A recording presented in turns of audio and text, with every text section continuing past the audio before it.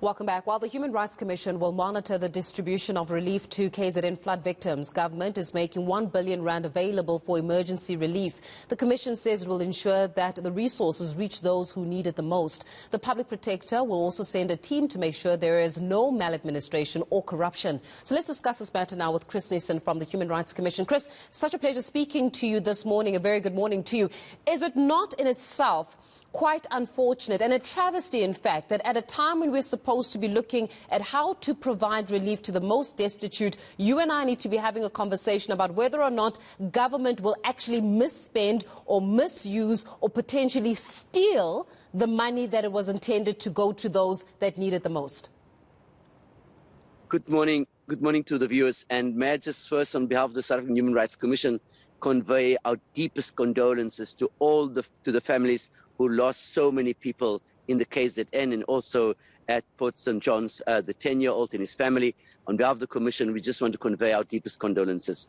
Indeed, you know, it's such a tragedy. Let me take you back to two examples.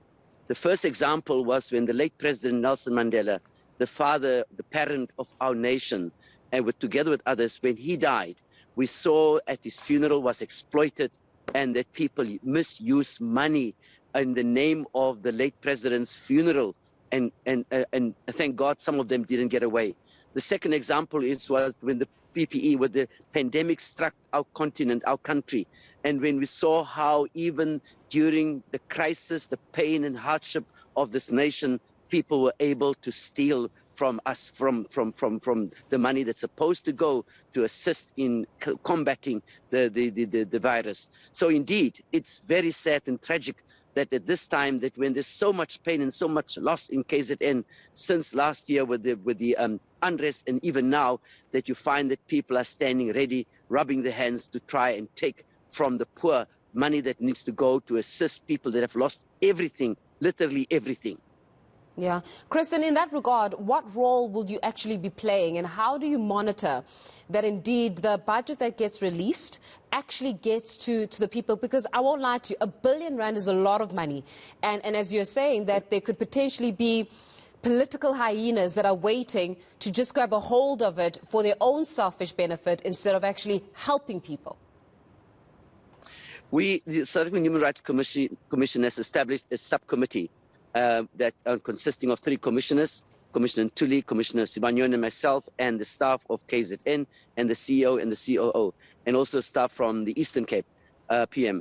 And we are to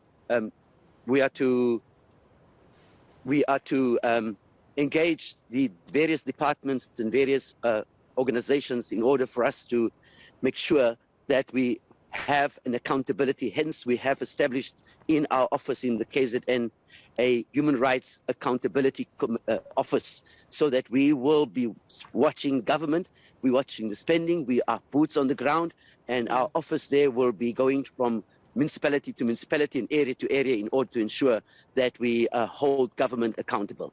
Yeah, some of this stuff comes in, and I mean, when we're looking at it with what happened with the COVID-19 relief fund that was supposed to be dispersed and ended up being stolen, the issue here was around even the procurement processes, right? So, for example, to get personal protective equipment, the prices were inflated. I know that even KZN itself had to deal with its own scandal in that regard from the Department of Social Development and the likes, distribution of blankets and all of that. So it ended up being a procurement issue where the prices were inflated, costs were inflated in that regard. Under normal circumstances, when government does conduct any form of relief, it does go to various departments. There is some kind of procurement that is involved. How then do you monitor at that level to say the people that are being asked to assist in procuring certain resources are actually not inflating to get themselves rich? Well, first of all, we will also obviously engage our other partners like Corruption Watch and others. But we are certain that working with civil society also we will be able to monitor it, and government departments are obliged to cooperate with the South African Human Rights Commission, and will be directly engaging them and asking them, so that at least there must be some comparison whether they went through the procurement process, they've indeed call for the necessary quotations, that they have compared it, and they've compared it with market-related prices, and that we will be holding them accountable to that. Yeah. As I said, Chris, what is very unfortunate is that you and I are actually having a conversation about how certain officials could potentially use this disaster, this crisis, as an opportunity to enrich themselves and to steal money instead of actually ensuring that it gets to the most needy. What role, then, can civil society actually play in this regard in being able to assist in capacitating the South African Human Rights Commission in their pursuit of equitable distribution of resources?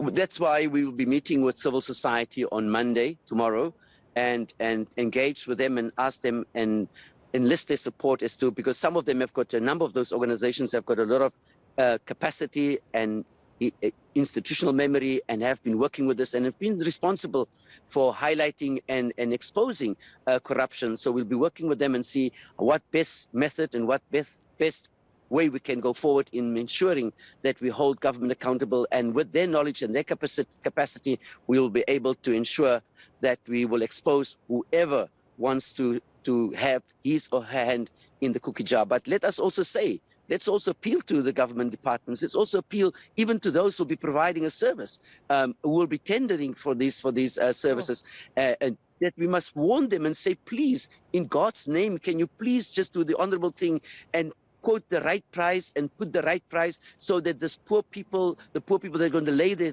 loved ones to rest are not being exploited and further dehumanized through unscrupulous behavior. Yeah, but unfortunately it also comes, as we saw with the SIU report, it also comes from officials. The very same officials within those various departments are the ones that are often cases guilty of the charge, because they're the ones that would then want to get some kind of kickback from actually having the dispersing of these tenders in that regard. So in that case, what has been the engagement from government so far? Because you guys are coming in from a monitoring perspective, oversight perspective, to make sure that the money gets to where it's intended. What has been the engagement with the provincial government as well as national government in terms of the role that you are seeking to play, including the public protector, this time around? Thank you for that. Yes, indeed, we have requested to meet with the Premier, and we'll also probably meet with the different departments. We believe they are Human Settlement, Health, and COCTA have put together a war room. We'll engage them. We'll want an insurance from them that the money really goes to where it is most needed.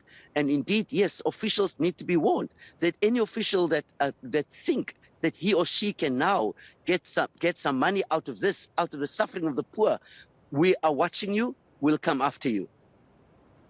Chris, I know. I'm hoping that it all goes well in that regard and being able to actually provide that monitoring and evaluation. Chris Nissen is the Commissioner of the South African Human Rights Commission, just telling us about the oversight role that they'll be playing to make sure that the 1 billion rand that is earmarked by government to be dispersed to the KZN province for the purpose of relief actually does not end up being stolen by political officials, and being used by people to actually enrich themselves. So giving us the latest insights on how exactly they intend to do that.